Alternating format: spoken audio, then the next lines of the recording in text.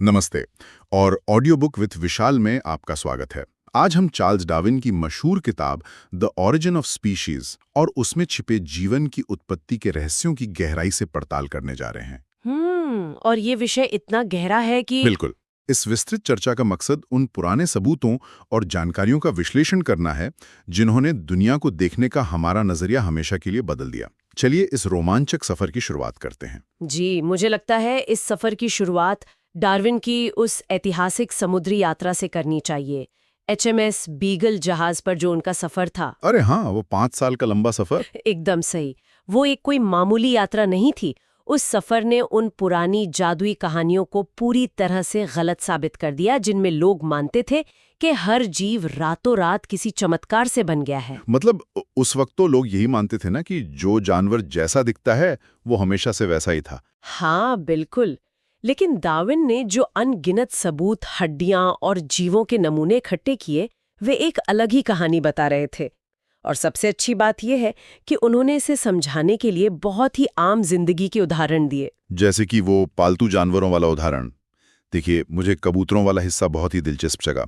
अगर हम एक आम रॉक पिजन यानी जंगली रॉक कबूतर को देखें तो वो बहुत ही साधारण सा लगता है। बिल्कुल साधारण। लेकिन डार्विन ने बताया कि कैसे इंसानों ने अपनी पसंद के हिसाब से उस एक साधारण कबूतर से बिल्कुल अलग दिखने वाली नई नस्लें बना दी। फैनटेल कबूतर को ही ले लीजिए, जिसकी पूंछ में 30-40 पंख होते हैं। हाँ, जो बिल्कुल एक खुले पंखे की तरह दिखती है। सही कहा। या फिर वो पाउतर कबूतर जो अपने सीने को ऐसे फुला लेता है जैसे कोई गुब्बारा हो। और टम्बलर कबूतर तो हवा में उड़ते हुए कलाबाजियां खाता है। और ऐसा सिर्फ कबूतरों के साथ नहीं है। अगर हम कुत्तों की बात करें तो एक बहुत बड़े ग्रेट डेन और एक छोटे से पग कुत्ते के बीच जमीन आसमान का फर्क होता है। हाँ, दोनों को देखकर लगता ही नहीं कि उनका कोई एक ही पुरखा रहा होगा। बिल्कुल। और इससे ही आर्टिफिशियल सिलेक्शन या इंसान का चुनाव कहते हैं। इंसान अपनी पसंद की खूबियों वाले जानवरों को चुनता है ताकि अगली पीढ़ी में वो खूबियां और निखर कर आएं। तो डार्विन का तर्क ये था कि अगर इंसान अपनी पसंद से चंद सालों में या कुछ सदियों में नई नस्लें बना सकता है तो कुदरत के पास तो लाखों करोड़ों साल थे, है ना? एकदम सटीक बात है। और कुदरत का चुनाव, जिसे हम नेचुरल सिलेक्शन कहते हैं, वो इंसान के चुनाव से कहीं ज्यादा ताकतवर और गहरा है। वो कैसे? मतलब इंसान तो सिर्फ बाहर की शक्ल देखता है। यही तो सबसे हैरान करने वाली बात है। कुदरत सिर्फ बाहरी रूप रंग या पंख नहीं देखती, कुदरत जीव के हर अंदरूनी अंग को परखती है। खून का बहाव, पाचन तंत्र, हड्डियां, हर वो बारीक फर्क जो जीव को जिंदा रहने में मदद कर सके। तो एक तरह से कुदरत हर रोज एक कड़ा इम्तिहान ले रही है। जी हाँ, बिल्कुल। और अगर कोई भी छोटा सा बदलाव जीव के लिए फायदेमंद होता है तो कुदरत उसे बचा लेती है। इंसान तो जानवरों को खराब मौसम से बचा लेता है, लेकिन कुदरत के खुले मैदान में कोई रहम नहीं होता। और इसी इम्तिहान को इस चर्चा में जिंदा रहने की जंग यानी स्ट्रगल फॉर एग्जिस्टेंस कहा गया है। मुझे याद है इसमें थॉमस माल्थस के नियम का जिक्र है। माल्थस का नियम बहुत ही अहम है यहाँ। मैंने जब वो हाथियों वाला उदाहरण पढ़ा तो मैं सच में हैरान रह गया।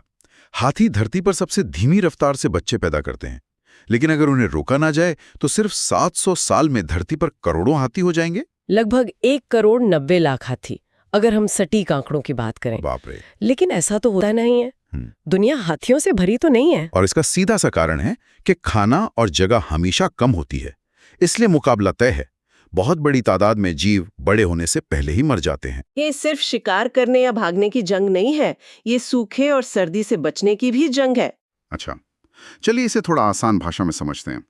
सर्वाइवल की इस जंग में लाल घास, भौंवरे, चूहे और बिल्लियों की एक बहुत ही मजेदार कहानी है। ओहो, वो चेन रिएक्शन वाला किस्सा। हाँ, लाल घास के फूल इतने गहरे होते हैं कि आम मधुमक्खियां उनका रस नहीं पी सकती। सिर्फ भंवरे अपनी लंबी जीभ से उनका रस पीते हैं और उनके पराग को फैलाते हैं। तो भंवरे लाल घास के पनपने के लिए बहुत जरूरी है। बिल्कुल। अब यहाँ मैदानी चूहों की एंट्री होती है। चूहों को भंवरों के घोंसलों को खाना बहुत पसंद है। जहाँ चूहे ज्यादा वहाँ भौरे कम। और जहाँ इंसान रहते हैं वहाँ बिल्लियां बहुत होती हैं जो चूहों का शिकार करती हैं। तो अगर बिल्लियों की तादाद बढ़ेगी तो चूहों की गिनती कम होगी। चूहे कम होंगे तो भौरे सुरक्षित रहेंगे और भौरे बढ़ेंगे तो लाल घास ज्यादा खिलेगी। मतलब एक बिल्ली का असर खेतों की घास पर हो रहा है। यही कुदरत का पेचीदा जाल है। हर जीव एक दूसरे से जुड़ा है। और इसी जाल में खुद को ढालना की बात आती है। जैसे शरीर के अंगों के इस्तेमाल और गैर इस्तेमाल का विचार। मैंने गुफाओं में रहने वाले अंधे जानवरों के बारे में पढ़ा। हाँ, जो जानवर घोर अंधेरी गुफाओं में रहते हैं, उनके लिए आंखों का कोई काम नहीं है। उल्टा अंधेरे में आंखों में चोट लगने का डर ज्यादा रहता है। बिल्कुल। और कुदरत बहुत किफायती है। आंखों को बनाने में शरीर की ऊर्जा खर्च होती है। जब काम ही नहीं है तो ऊर्जा क्यों बर्बाद करनी? इसलिए हजारों पीढ़ियों में कुदरत ने उन फालतू अंगों को हटाकर शरीर को सस्ता और टिकाऊ बना दिया। ऐसा ही एक उदाहरण मदेरा टापू के उन बीटल्स का है जिनके पंख धीरे धीरे खत्म हो गए। जी, क्योंकि वो टापू तेज हवाओं वाला है। हाँ, जो बीटल्स उड़ते थे वो हवा के साथ समुद्र में गिरकर डूब जाते थे, और जो डर के मारे जमीन पर रहते थे वो बच गए। धीरे धीरे उनके पंख जुड़ गए और वो उड़ना ही भूल गए। इसे ही कुदरत का चुनाव कहते हैं। कभी कभी कोई खूबी छिन जाना भी फायदेमंद होता है। इसके साथ ही कोरिलेटेड वेरिएशन यानी जुड़े हुए बदलाव का नियम भी आता है। वो नीली आंखों वाली बिल्कुल सफेद बिल्लियों का उदाहरण। एकदम सही। जो बिल्लियां बिल्कुल सफेद होती हैं और जिनकी आंखें नीली होती हैं, वे अक्सर बहरी होती हैं। कुदरत में अगर शरीर का एक हिस्सा बदलता है तो दूसरा हिस्सा खुद ब खुद बदल जाता है। ये बहुत ही अजीब है लेकिन सच है। और यहाँ ये विषय वाकई बहुत दिलचस्प हो जाता है जब हम मिलन के चुनाव यानी सेक्सुअल सिलेक्शन की बात करते हैं। हाँ, ये सर्वाइवल की जंग से थोड़ा अलग है। बिल्कुल। जैसे बारहसिंघा के इतने भारी सींग या मोरों के शानदार पंख जिंदा रहने के लिए तो ये नुकसानदेह है ना।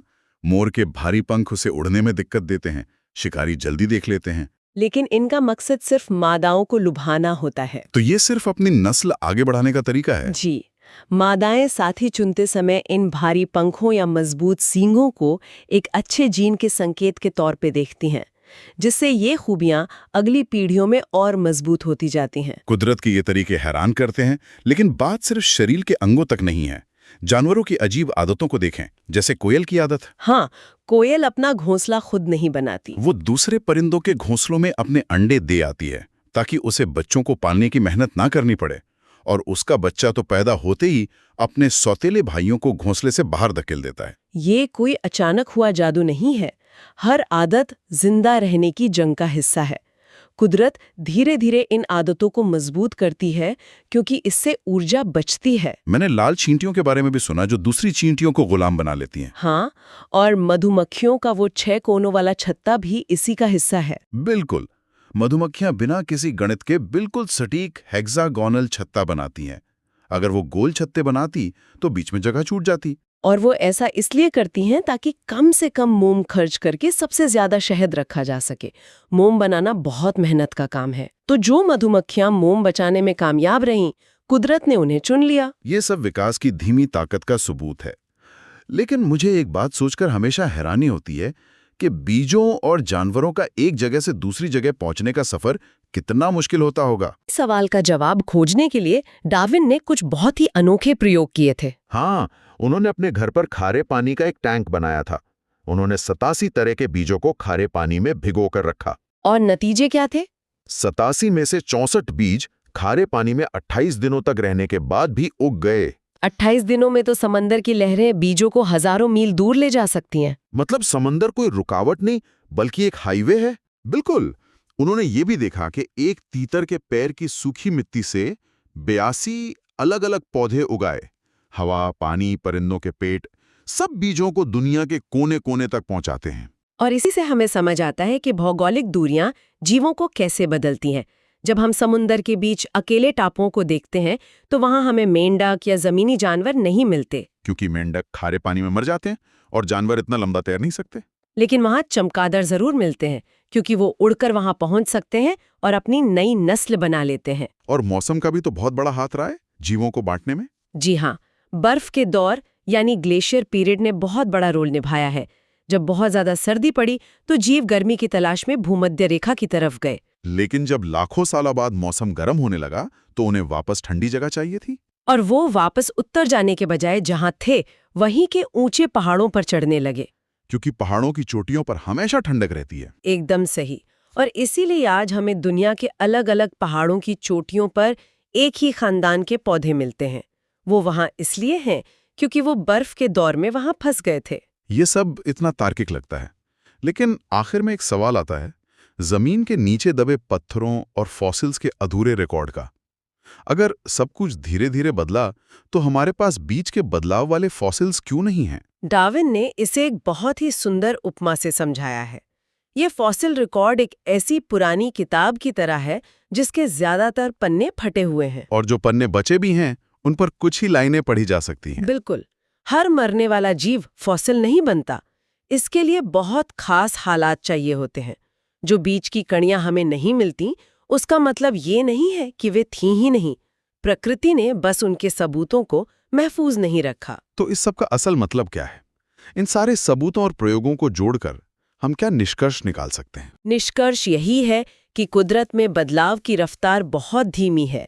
पुरानी और कमजोर नस्लें मिटती हैं और नई, ज्यादा बेहतर नस्लें उनकी जगह लेती हैं।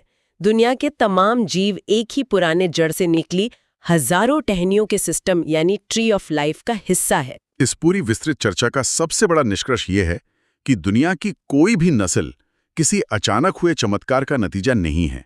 हर जीव ने अपने पुरखों से खूबियां ली हैं और लाखों सालों की जिंदा रहने की जंग और कुदरत के चुनाव से खुद को तराशा है। चाहे वो कोयल की आदतें हो, मधुमक्खियों का छत्ता हो या फिर समंदर पार करते बीज, सब कुछ एक निरंतर चलने वाली प्रक्रिया का हिस्सा है। चर्चा के अंत में सोचने के लिए एक अहम सवाल छोड़ना चाहूंगा।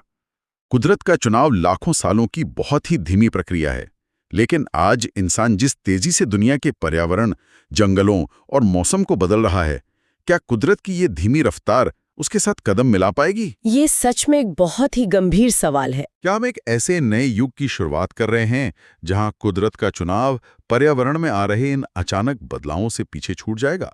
इस पर जरूर सोचिएगा। आज के एपिसोड के लिए बस इतना ही। ये चर्चा कैसी लगी कमेंट्स में जरूर बताएं। ये है विशाल, ऑडियो बुक विद विशाल से विदा लेते हुए अगली बार तक सीखते रहे।